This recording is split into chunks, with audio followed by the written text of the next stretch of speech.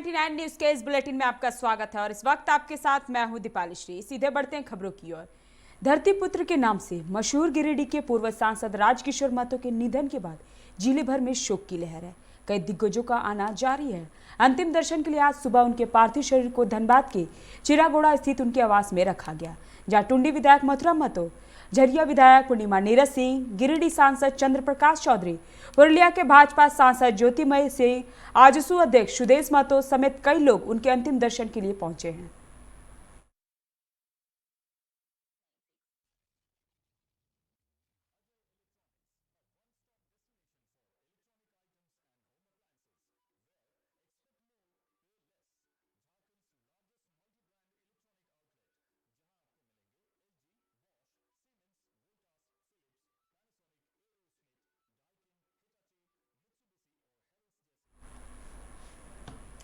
झरिया के बलियापुर में 11,000 वोल्ट की जर्जर तार टूटकर गिरने से 10 वर्षीय प्रतिमा कुमार पूरी तरह से झुलस गई, जिससे उनकी मौके पर ही मौत हो गई।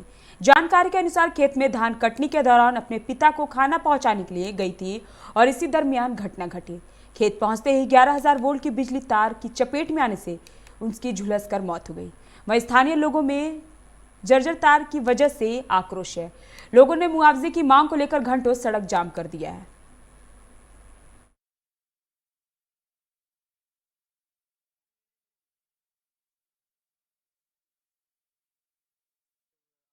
पहले लड़की अपना पिताजी का खाना लेके खेत में आई थी प्रतिमा, उसी के बीच में 11,000 तार उसका ऊपर में ही गिर गया। किसी कारण से उसको करंट लगा, करंट से उसका डेथ हो गया। तो क्या तार जर्जर अवस्था में था? कभी आप लोग बिजली विभाग के पास रखे थे ये बात को? बहुत बार रखे थे। इसका आगे हम लोग कुछ दिन पहले ट्रांसफार्मर नया लगाए, जय आया था उस टाइम हम लोग बोले कि देखिए उस टाइम भी तार गिरा था। विभाग का लापरवाही के चलते आज इतना बड़ा हम लोग का हादसा झेलना पड़ रहा है, जबकि एक छोटी बच्ची का जान चली गई आज मोटा मोटी आधा घंटा पहले। हर चीज में सूचना दिए हैं, फेसबुक, व्हाट्सएप, कम से कम विधायक, सांसद, मुखिया सबको, लेकिन न बिजली विभाग अंधा है न क्या है पता नहीं। सुदामडी थाना क्षेत्र के नुनुडी एनबीसीसी कॉलोनी निवासी संजय धारी नामक युवक ने आज फांसी लगाकर आत्महत्या कर ली। खबर की सूचना पाकर सुदामडी पुलिस घटनास्थल पर पहुंची और जांच में जुट गई है। मृतका के परिजनों ने बताया कि लॉकडाउन के बाद से उसे कोई काम नहीं मिल पा रहा था, जिसके कारण उसकी मानसिक स्थिति ठीक नहीं थी। वह काफी मेहनती था, काम नहीं मिलने से परेशान था और काफी दिनों से अपने सोशल एनबीसीसी कॉलोनी में रहकर अपने तीनों बच्चों का भरण पोषण कर रहा था। फिलहाल पुलिस मामले की जांच में जुट गई है। शव को पोस्टमार्टम के लिए भेज दिया गया है।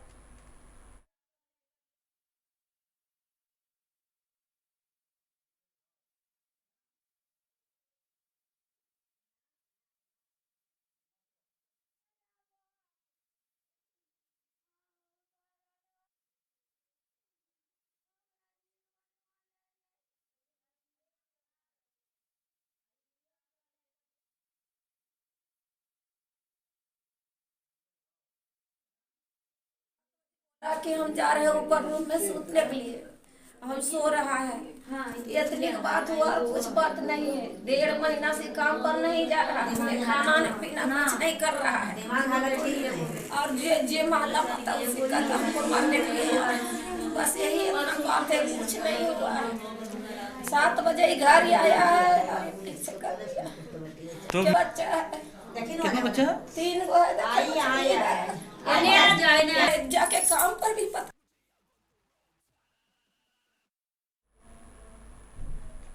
बागमारा डीएसपी के नेतृत्व में भोरंगिया के सभी मुख्य मार्ग से अवैध बालू लदे 2 ट्रैक्टर को चालक सहित दबोचा गया है। पकड़े गए ट्रैक्टर और चालक को मौदा थाना के हवाले कर दिया गया है। बताया जाता है कि बागमारा डीएसपी निशा मुर्मू ने भोरंगिया के समीप धनबाद बोकारो मुख्य मार्ग पर छापा मारकर अवैध बालू लदा 2 ट्रैक्टर को पकड़कर मौदा थाने के हवाले कर दिया गया। डीएसपी की इस कार्रवाई से अवैध बालू कारोबारियों में हड़कंप मच गया है।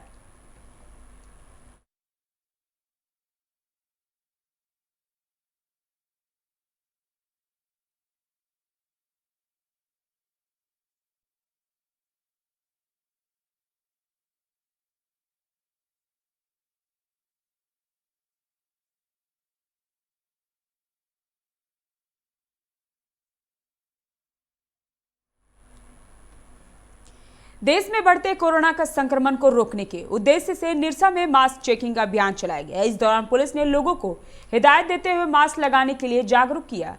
ओपी प्रभारी पुरुषोत्तम कुमार ने कहा कि कोरोना जैसी बीमारी से बचने के लिए 2 गज की दूरी, मास्क है जरूरी की बात कही।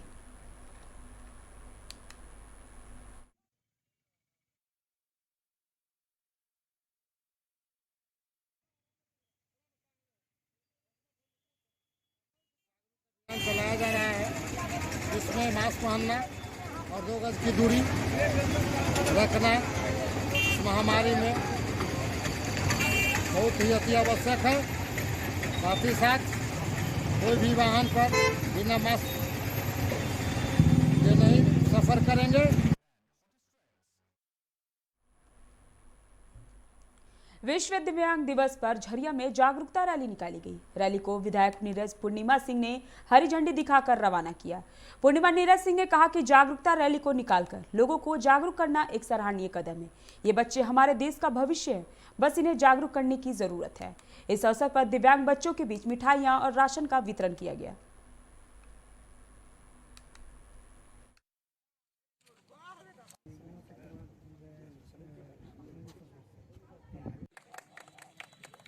जीवन फाउंडेशन को शुभकामनाएं देती हूँ कि लगातार पिछले 30 वर्षों से 3 दशकों से जो है दिव्यांग बच्चे जो हैं उनकी सेवा करते आ रहे हैं और आज विश्व दिव्यांग दिवस पे जो रैली निकालने जा रहे हैं उसका जो कारण है वो ये है कि लोगों में जो है दिव्यांगता को लेके जो जानकारी नहीं है उस जानकारी के प्रचार प्रसार के लिए बच्चों को ले जाएंगे और एक प्रयास कर रहे हैं ताकि लोगों ज़्यादा से ज़्यादा लोगों तक जो है ये बात जो है दिव्यांगता के बारे में जो भी गलतफहमियां हैं वो दूर हों। और किसी भी फाउंडेशन का प्रचार प्रसार जब होता है तो उसके द्वारा किए गए कार्यों के बारे में लोगों को जानकारी होती है। एरिया के अंतर्गत जीवन सहयोग फाउंडेशन यहाँ के दिव्यांग बच्चों की पालन पोषण कर बेहतर शिक्षा और आगे बढ़ाने की तैयारी की जाती है। तो इस अवसर पर क्या कहेंगे? सबसे पहले तो जीवन फाउंडेशन का जो नेक काम कर रहे हैं विकलांग बच्चों के लिए उनको मैं शुभकामनाएं देता हूँ। दिव्यांग दिवस है, इस मौके पर जागरूकता अभियान को लेकर हरी झंडी दी, क्या कहेंगे आप? देखिए, ये विश्व दिव्यांगता दिवस है और बहुत लोगों को मालूम नहीं है कि दिव्यांगता क्या है और कितने प्रकार के हैं।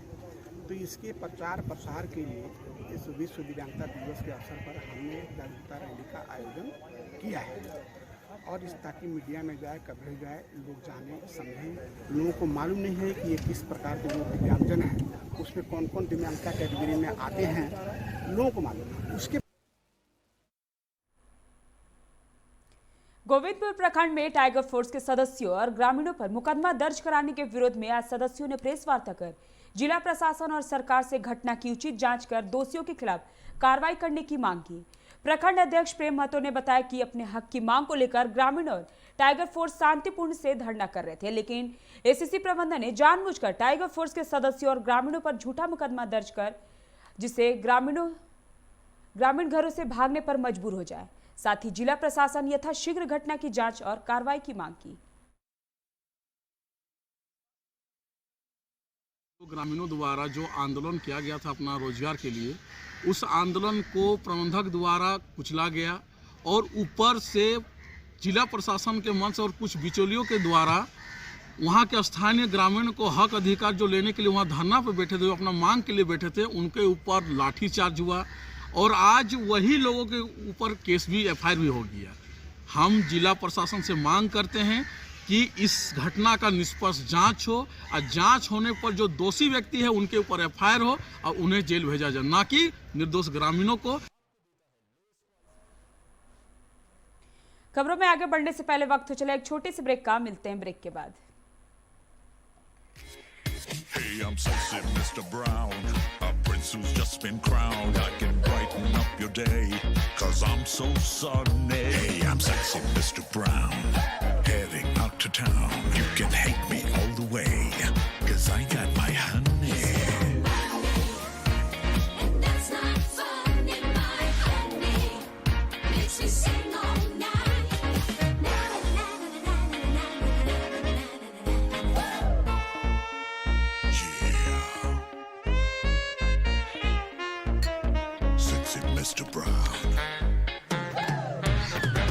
hour wait for sheer extravagance is over. Presenting Kia Carnival. Bookings open. जब अपने घर के लिए सही दरवाजे चुनने की बात हो तो चुनिए सिर्फ टाटा प्रवेश के दरवाजे, जो लकड़ी के दरवाजों से कई गुना है बेहतर। टाटा प्रवेश के दरवाजों में है स्टील की मजबूती और लकड़ी की खूबसूरती। टाटा प्रवेश के दरवाजे फ्रेम और एक्सेसरीज के साथ फैक्ट्री में तैयार किए जाते हैं। लकड़ी के दरवाजे बनाने के लिए बहुत से लोगों से संपर्क करना पड़ता है, जो कि इस समय नुकसानदायक हो सकता है। लकड़ी के दरवाजों को लगाने में 8 चरणों से गुजरना और 6 प्रकार के लोगों के संपर्क में आना होता है, जबकि टाटा प्रवेश के दरवाजों का इंस्टॉलेशन केवल 2 चरणों में हो जाता है। बस अपना दरवाजा चुनें, उसका आकार नापें और नो टच डिलीवरी पाएं। इसे हमारी प्रशिक्षित इंस्टॉलेशन टीम द्वारा लगाया जाता है, जो सैनिटाइजेशन प्रोटोकॉल्स का ख्याल रखती है।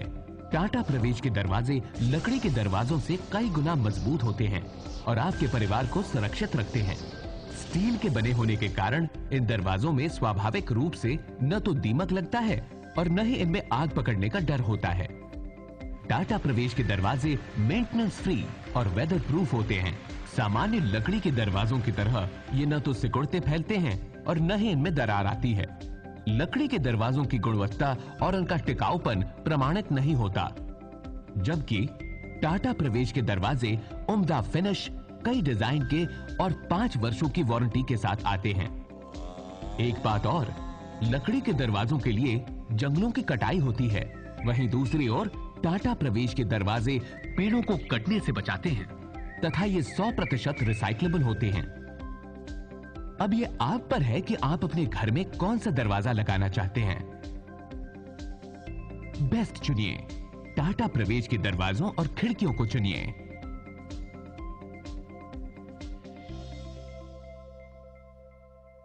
Authorised distributor Shri Ram Sales, GT road, Govindpur, Dhanbad. आप इस नंबर पर संपर्क कर सकते हैं 7004709213 9534400091।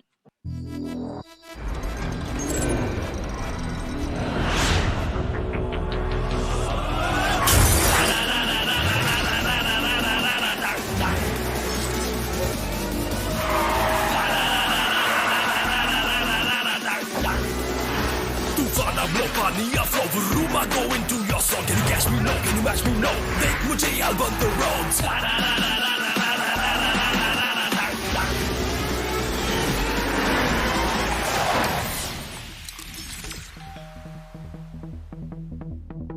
Hi. You're early. I know. XUV 300.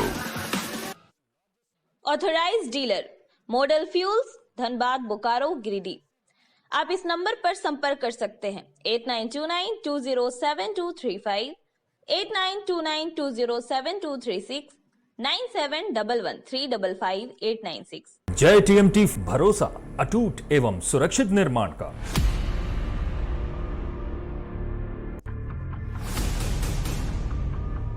भरोसा अटूट एवं सुरक्षित निर्माण का। जय टीएमटी 500D।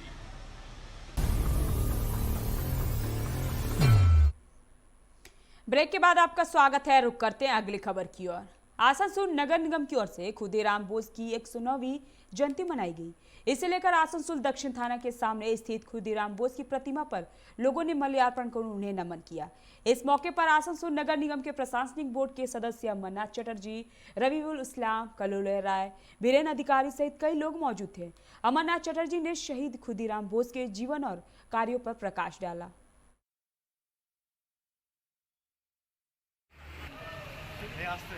বীর শহীদ ক্ষুদিরামের প্রতিকৃতিতে মাল্যদান করে আমরা নিজেদের কৃতার্থ মনে করি, কারণ তাদের অনুপ্রেরণা পরবর্তীকালে স্বাধীনতার আন্দোলনকে আরও জাগৃত করে তুলেছে। ক্ষুদিরামেরই একমাত্র মূর্তি আমরা দেখতে পাই এখনকার দিনে, যার মূর্তির সর্বদা মাথাটা উঁচুর দিকে থাকে, আকাশের দিকে। মানে এই মূর্তি প্রমাণ করে দেয় যে উনি স্বাধীনতা আন্দোলনে সংযোগ করে নিজেকে যে পানিশমেন্ট। भारत के प्रथम राष्ट्रपति डॉक्टर राजेंद्र प्रसाद की जयंती पर रानीगंज के नेताजी मोड़ के पास तृणमूल कांग्रेस नेताओं ने उन्हें याद किया। राजू सिंह, गोपाल आचार्य, सुब्रतो के अलावा टीएमसी के और भी कई स्थानीय कार्यकर्ता उपस्थित थे। इस मौके पर गोपाल आचार्य ने राजेंद्र प्रसाद के जीवन के कई अनछुए पहलुओं के बारे में लोगों को अवगत कराया।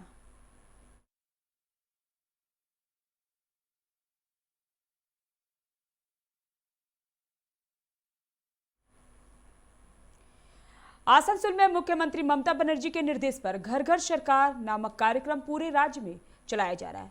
इसी तर्ज पर आसनसोल के शिक्षकों ने भी घर घर जाकर सरकारी योजनाओं के प्रति लोगों को जागरूक करने का बीड़ा उठाया। नगर निगम के प्रशासक बोर्ड चेयरपर्सन जितेंद्र तिवारी ने इसकी शुरुआत आसनसोल के आश्रम मोड़ इलाके से की। इस दौरान लोगों को शिक्षक संगठन की ओर से सरकारी योजनाओं को लेकर बनाई गई पुस्तिका दी गई।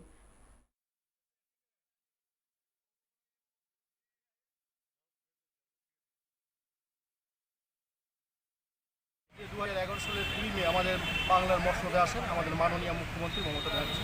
আমরা দেখেছি ওনার রাজত্বকালের প্রথম থেকে উনি আবাল বৃদ্ধ বনিতার জন্য বিভিন্ন কাজ করে গেছেন। বিভিন্ন প্রকল্পের মধ্য দিয়ে উনি শহর, গ্রাম, মফস্বল প্রত্যেক মানুষকে সহযোগিতা করে গেছেন।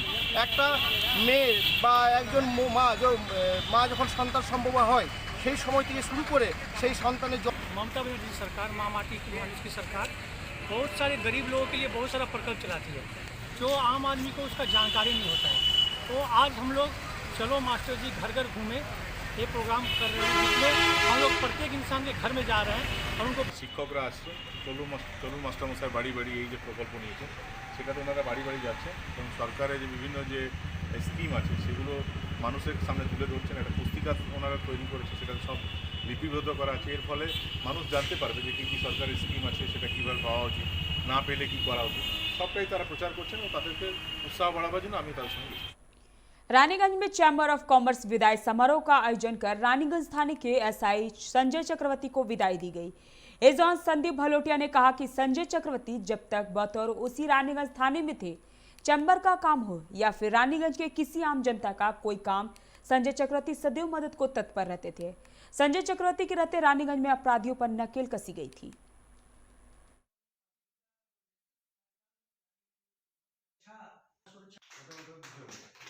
লোকাল লেভেলে হোক কি স্টেট লেভেলে হোক কি কেন্দ্রীয়ভাবে সমগ্র দেশের নীতি নির্ধারণের ক্ষেত্রে ব্যাপারী বা ব্যাপারীদের যে বণিক সমাজ তারা একটা ঐতিহাসিক ভূমিকা পালন করে। সুতরাং এই বণিক সম্প্রদায় একটা এলাকার হচ্ছে স্পাইন, মেরুদণ্ড, তার ব্যবসা সুরক্ষিত রাখা, সে যদি ব্যবসা করার মতো দেখুন পুলিশ ঠিক করে না, ব্যবসার আনুষঙ্গিক যে সমস্ত যেগুলো আপনার অ্যাডজাসেন্ট রুলস সেগুলো পুলিশ ঠিক করে না, কিন্তু পুলিশ কি করতে পারে। रानीगंज के भाजपा कार्यालय में भाजपा के राष्ट्रीय अध्यक्ष जयप्रकाश नड्डा का 59वां जन्मदिन मनाया गया। इस दौरान भाजपा नेता देव कुमार बोस ने कहा कि प्रकाश नड्डा के रहते बीजेपी और प्रगति करेगी और आगे बढ़ेगी। मौके पर राजेश मंडल, गोपाल मणिक, देबुडे, राज मुखर्जी सहित कई लोग मौजूद थे।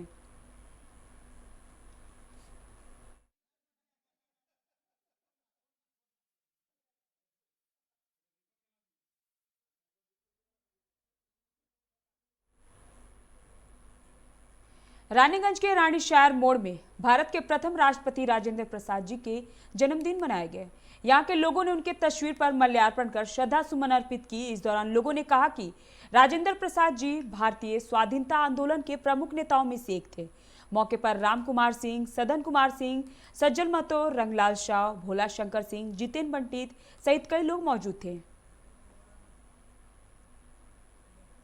विश्व दिव्यांग दिवस पर आसनसोल में आनंदनम की तरफ से शोभा यात्रा निकालेगी, जिसके बाद आसनसोल पुस्तकालय के पास एक कार्यक्रम का आयोजन किया गया।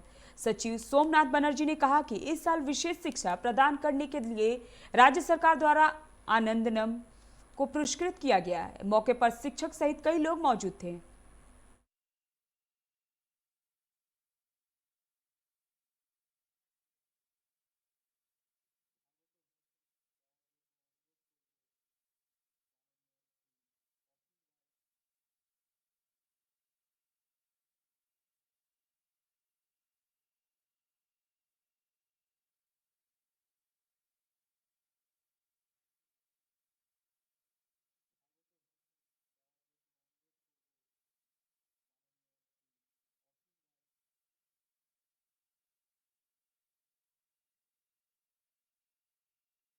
8 ডিসেম্বর প্রত্যেক বছর এই দিনটা অবজার্ভ করা হয় সারা পৃথিবীতে। তো আসানসোল আনন্দম এই বিশেষভাবে সক্ষম ছেলেমেয়েদেরকে নিয়ে প্রায় 30 বছর 1992 সাল থেকে কাজ করছি। আমাদের স্কুল এখন হচ্ছে Kalyanpur housing satellite township. Bengal होने वाले विधानसभा चुनाव को लेकर पक्ष और विपक्ष दोनों की राजनीतिक पार्टियों की गतिविधियां बढ़ती जा रही है। इसी क्रम में आज उखड़ा इलाके में पश्चिम बर्धमान जिला भाजपा अध्यक्ष लक्ष्मण गोराई ने एक विशाल जुलूस निकालकर अपना दमखम दिखाई। जुलूस में भाजपा कर्मियों ने तृणमूल कांग्रेस के खिलाफ जमकर नारेबाजी की।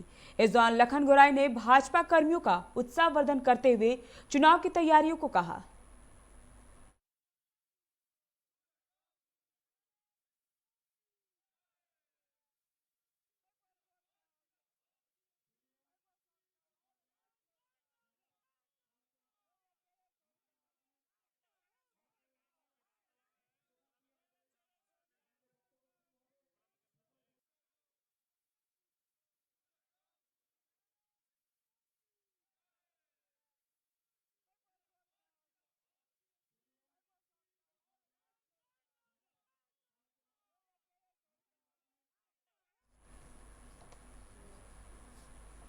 सरायकेला जिले के गमरिया प्रखंड के बोरोडी गांव स्थित नागा डूंगरी पर स्थापित वीर शहीद सिद्धू कानू की क्षतिग्रस्त प्रतिमा का सुध लेने वाला कोई नहीं है। करीब 3 वर्ष से सरकारी पदाधिकारी व जनप्रतिनिधियों से मदद की गुहार लगाते लगाते थक चुके ग्रामीणों ने अब आंदोलन करने का मन बनाया। 30 जून 2014 को भाजपा नेता गणेश महाली के प्रयास से समाज के लोगों द्वारा प्रतिमा स्थापित किया गया, जिसे 27 मई 2017 को शरारती तत्वों द्वारा तोड़ दिया गया था।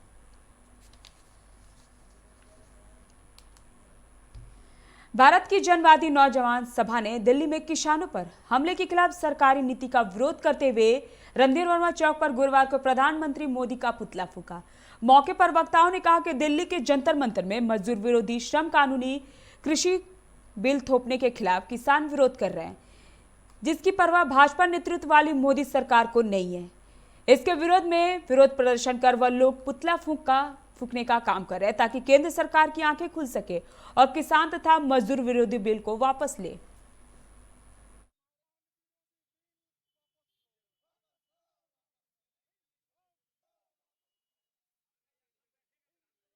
नौजवान सभा धनबाद जिला कमेटी की ओर से भारत सरकार का यहाँ पे पुतला दहन किया जा रहा है।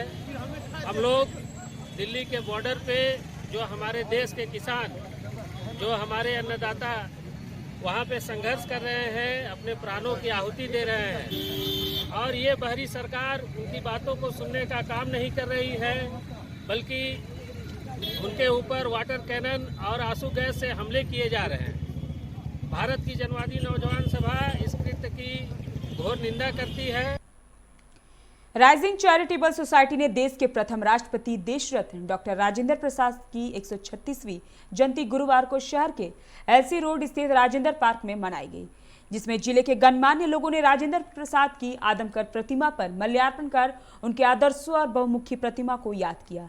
इस आयोजन में पूर्व मंत्री मन्नान मलिक, झरिया विधायक पूर्णिमा नीरज सिंह, डीडीसी एसडीएम सुरेंद्र कुमार तथा 99 ग्रुप के सीएमडी श्याम पांडे समेत कई लोगों ने राजेंद्र बाबू की प्रतिमा पर माल्यार्पण कर श्रद्धा सुमन अर्पित की।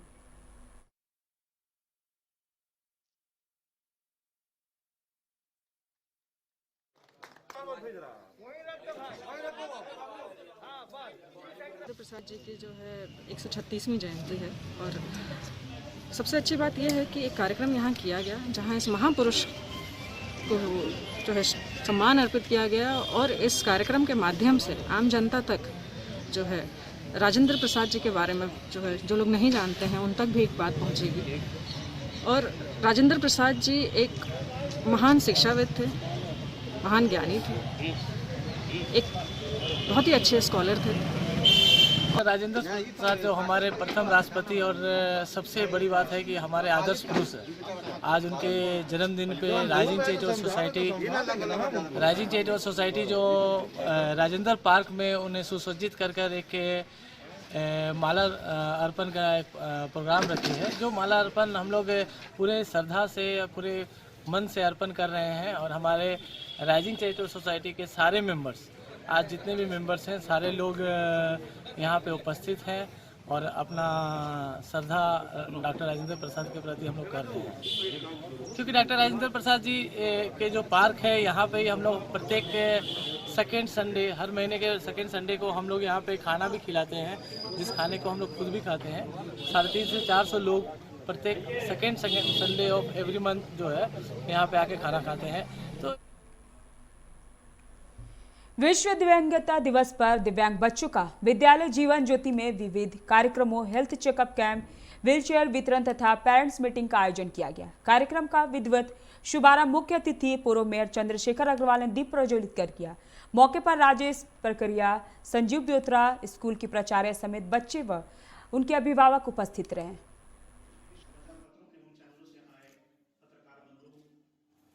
आज जीवन ज्योति जो स्कूल है, जो स्पेशल बच्चों के लिए स्कूल है, जो लोग सुन नहीं सकते हैं, बच्चे जो बोल नहीं सकते या किसी भी और अभाव से ग्रस्त हैं अपने जीवन में, उनका हम लोग यहाँ पे ये जीवन ज्योति स्कूल संस्था में हम लोग उनको एजुकेशन देते हैं, उनको उनकी पढ़ाई कराते हैं। और हम लोग की कोशिश यही है कि वो अपने जीवन में कुछ आगे चल के कुछ अच्छा कर लें और उनका जो प्लेसमेंट है वो भी हम लोग करवाते हैं। धनबाद के लोग लगातार कोरोना का मात दे रहे हैं। यही कारण है कि जिले में सक्रिय मरीज की संख्या 82 पहुंच गई है। मरीजों की कम संख्या होने के बाद स्वास्थ्य विभाग ने जिला में चल रहे कोविड सेंटरों में बेड की संख्या कम कर दी है। हालांकि अस्पतालों को अलर्ट पर रखा गया है। स्वास्थ्य विभाग का मानना है कि संक्रमण बढ़ने के बाद कोई व्यवस्था ना हो। सिविल सर्जन डॉक्टर गोपाल सेना बताया कि अभी विभाग संक्रमण को गंभीरता से ले रहा है। हालांकि जिले में संक्रमण की रफ्तार काफी कम हो गई है, इसे और आगे भी बरकरार रख रहा है।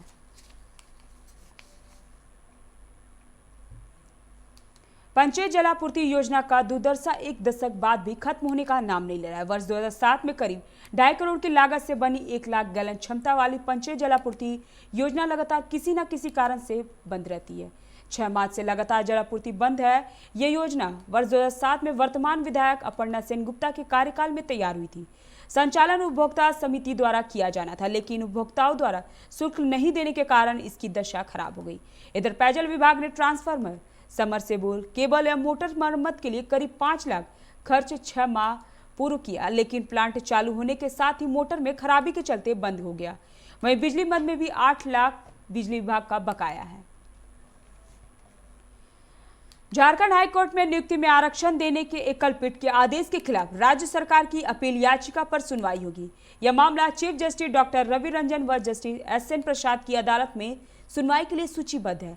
दरअसल अखिलेश प्रसाद व मनोज कुमार की संयुक्त बिहार में नियुक्ति हुई थी, लेकिन झारखंड राज्य बनने के बाद उन्होंने झारखंड कैडर का चयन किया। बागमारा से भाजपा विधायक ढुल्लू महतो की मुश्किलें बढ़ने वाली है। यौन शोषण मामले में उन्होंने झारखंड हाई कोर्ट से मिली जमानत को रद्द करने की मांग को लेकर सुप्रीम कोर्ट में विशेष अनुमति याचिका की गई है। उक्त याचिका यौन शोषण की पीड़िता ने दाखिल की है। उनके अधिवक्ता निर्मल कुमार अम्बस्ट ने बताया कि यौन शोषण मामले में ढुल्लू महतो को झारखंड हाई कोर्ट से मिली जमानत को रद्द करने की मांग करते हुए पीड़िता महिला ने सुप्रीम कोर्ट में SLP दाखिल की है। विश्व दिव्यांग दिवस पर गुरुवार को धनबाद के प्रधान जिला एवं सत्र न्यायाधीश ने 5 वर्षों से घर से गायब पुत्र को उसके बूढ़े पिता को सौंप दिया। दरअसल भूली रंगूनी बस्ती निवासी मजदूर अमृत दास का पुत्र सुरेश दास मानसिक रूप से दिव्यांग है। 5 वर्ष पूर्व दिव्यांग सुरेश घर से बाहर चला गया था, जिसके बाद उनके माता पिता ने दिव्यांग को काफी ढूंढ पर वह नहीं मिला। थक हार कर उसने जिला विधिक सेवा प्राधिकार से अपने पुत्र को ढूंढने में मदद करने की विनती की। प्राधिकार के चेयरमैन प्रधान जिला एवं सत्र न्यायाधीश बसंत कुमार गोस्वामी के निर्देश पर अवर न्यायाधीश सह सचिव डालसा के अरविंद कश्यप ने टास्क टीम का गठन कर छत्तीसगढ़ के बिलासपुर प्रशासन के सहयोग से दिव्यांग सुरेश को बिलासपुर से रेस्क्यू किया गया। विश्व दिव्यांग दिवस पर यह एक बहुत छोटा सा आयोजन हम लोग कर रहे हैं। उस आयोजन के पीछे एक कारण ये है कि छत्तीसगढ़ बिलासपुर राज्य विधिक सेवा प्राधिकार के सहयोग से आज सुरेश दास जी, जो आज से 4.5 साल 5 साल पहले अपना घर छोड़ दिए थे, इनकी मानसिक स्थिति ठीक नहीं थी। आज इनको हम लोगों ने वहाँ के सरकार और वहाँ के प्राधिकार के आदेश और अपने झालसा के माननीय सरकार का ये एग्जीक्यूटिव चेयरमैन साहब और हाई कोर्ट के निर्देश पर हम लोग इनको आज ट्रेन से बहुत संरक्षण के साथ इनके साथ आए हुए इनके रेल अधिकारी और वहाँ के अधिकारियों के साथ आज हम लोग इनको इनके पिता को सौंप रहे हैं। बागमारा बीसीसीएल एरिया 1 अंतर्गत संचालित मैनव भूमिगत खदान में नियोजन की मांग को लेकर 7 दिसंबर से 13 दिसंबर तक महागठबंधन के बैनर तले धरना दिया जाएगा और तब भी मांगे पूरी नहीं हुई तो 14 दिसंबर से कंपनी का चक्का जाम कर अनिश्चितकालीन धरना दिया जाएगा। यह जानकारी महागठबंधन के जेएमएम नेता अजमुल अंसारी ने एक प्रेस वार्ता कर दी। उन्होंने कहा कि कंपनी में पहले भी एक दिवसीय धरना के माध्यम से नियोजन की मांग की गई थी, लेकिन बीसीसीएल या मैनो प्रबंधन द्वारा कोई भी पहल नहीं की गई। स्थानीय बेरोजगारों को प्राथमिकता न देकर बाहरी लोगों को बहाल कर रही है। कंपनी और बीसीसीएल एरिया 1 के जो पीओ और मैनेजमेंट के ज़रिए से हम लोग का बैठकी भी हुआ और बैठकी होने के बाद जो है उसका कोई निष्कर्ष नहीं निकला, चाहे वो बीसीसीएल के मैनेजमेंट के ज़रिए से हो, चाहे वो माइनअप के मैनेजमेंट के ज़रिए से हो। सिर्फ और सिर्फ बात को टालने का प्रयास किया गया है और उस समय से लेकर के आज तक बात को सिर्फ टाला ही गया है। इसे 13 तारीख के बीच में अगर नहीं रखा गया, नहीं माना गया तो 14 तारीख के बाद 14 तारीख से हम लोग जो है चक्का जाम अनिश्चितकालीन धरना में बैठने जा रहे हैं। कंपनी और अभी के बुलेटिन में इतना ही। अब बने रहे 99 न्यूज़ के साथ। नमस्कार।